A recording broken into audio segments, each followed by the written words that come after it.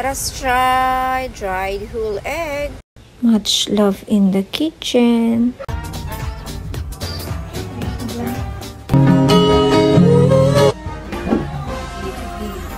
So for today's video nga mga kapatid ay nagkaroon ng merkado sa kampo and we have found this dried whole egg nga.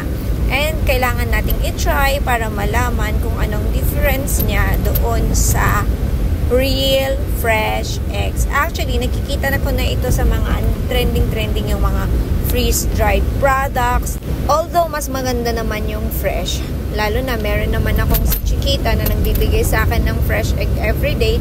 Pero, magagamit natin siya in the future. Lalo na sa mga camping o kaya yung mga disaster.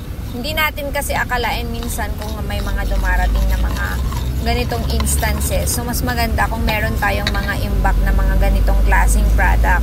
So, paano nga ba siya lutuin? Ang sabi dito, ang isang plastic ay kailangan ng 30 ml of water. But since I'm going to cook dalawa, so I'll be putting 60 ml of water.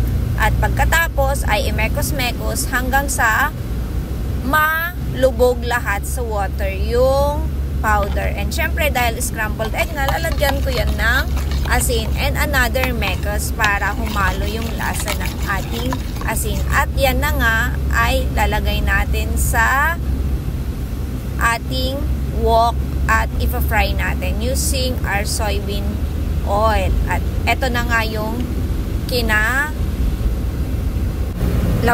ng aking niluto. At itatry din naman natin yung itsura ng fresh organic egg ni Chiquita kahapon.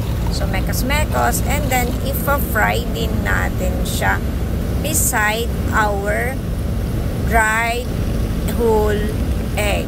And charon, ito na ang itsura niya. Pero I advise kasi this time, kailangan mas maraming tubig para hindi siya ganun kalapot as you can see doon sa ating natural egg. And this is the steps on how to cook. Nandyan din naman yung expiration. At nanggaling nga ito sa Batangas Bepco Company. So, they are planning naman ngayon to open their Shopee account para sa ganun, accessible na sa ating lahat kung paano tayo makapag-check out ng kanilang products. Maganda talaga siya, guys. Lalo na pag mga mahilig kayo sa mga camping, yung mga long trip na mga galahan with friends, family, and yeah, nagustuhan ni Habi.